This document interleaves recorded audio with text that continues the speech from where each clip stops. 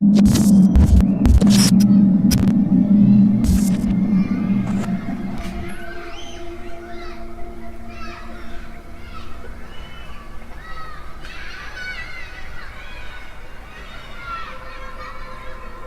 the age of 6, when most children haven't even shed their baby fat, Newton Mahan became a killer. One day in 1929, while arguing with an 8-year-old Cecil Van Hoos over a piece of scrap iron, ran home, grabbed his dad's shotgun, returned to the scene of the argument, and blasted Cecil into smithereens with one shot. He was tried and convicted of manslaughter and spent 15 years in reform school. On February the 29th, 2000, 6-year-old Darnell Owens fatally shot his 6-year-old classmate, Kayla Rowland. In the presence of their teacher and 22 other students, he told Rowland, "I don't like you," before pulling the trigger. Owens had reportedly threatened to kill his 10-year-old uncle at home earlier that morning. Weeks before the shooting, he had stabbed a girl with a pencil.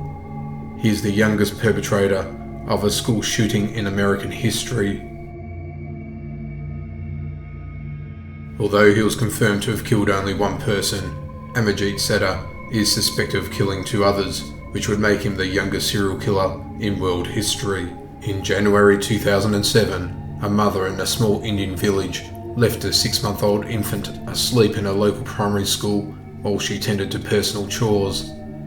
8-year-old Sada snatched the baby and took it to a nearby field, where he laid it on the grass and began smashing it in the head with a brick, killing it. He attempted to cover up the corpse with grass and leaves.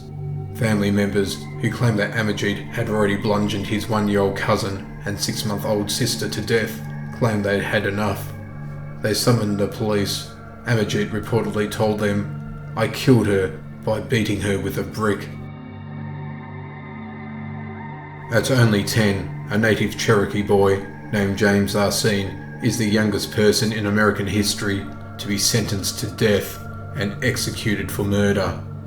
Along with the Cherokee adult, he followed a Swedish man for 2 miles after he made a purchase at a store in Arkansas with the intent to rob him. They shot him 6 times and crushed his skull with a rock, making away with only 25 cents worth of merchandise.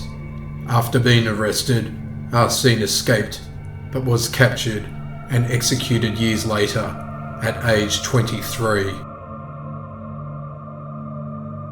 In a case that sickened the entire nation of England, Thompson and Venables kidnapped a 2-year-old James Bolger at a shopping mall when his mother's attention had been temporarily diverted one day in 1993.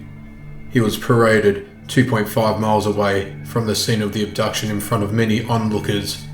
They threw blue paint in his eye, kicked him, stomped on him, threw bricks and stones at him, and finally bludgeoned him to death with one mighty blow from a 22-pound iron bar. They placed batteries in Bolger's mouth and possibly his anus. They pulled his pants down as well and forcibly retracted his foreskin. The sentencing judge told the young duo that the crime was one of unparalleled evil and barbarity. In my opinion, your conduct was both cunning and very wicked. Both Thompson and Venables were released after only 8 years in custody. According to Joseph Hall's grandmother, he was an unintelligent and violent problem child who was a serial arsonist and had been expelled from many schools for attacking teachers, once nearly choking a teacher to death with a phone cord. Joseph's father, Jeff, however, was a violent white supremacist who repeatedly beat his children and female partners. He allegedly once kicked young Joseph in the back on 1st of May 2011 at 4 p.m. as his plumber father was sleeping on the couch. 10-year-old Joseph grabbed his father's magnum, pointed it at his ear and shot him to death.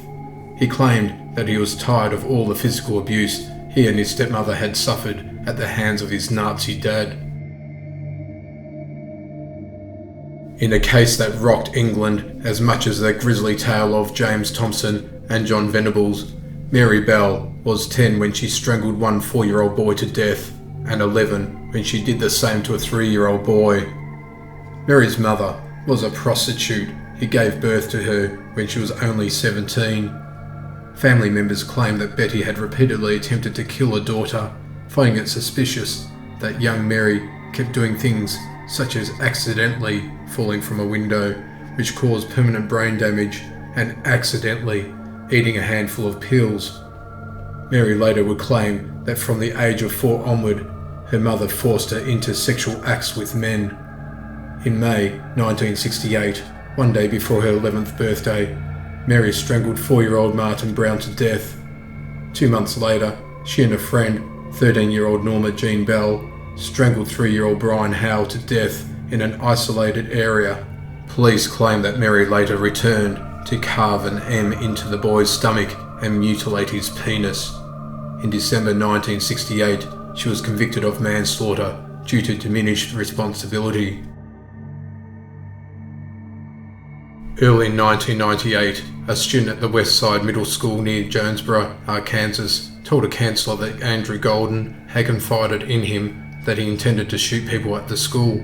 When summoned before the counsellor, Golden said he had a nightmare in which he carried through the plan and then was killed, scaring him away from actually going through with the plot.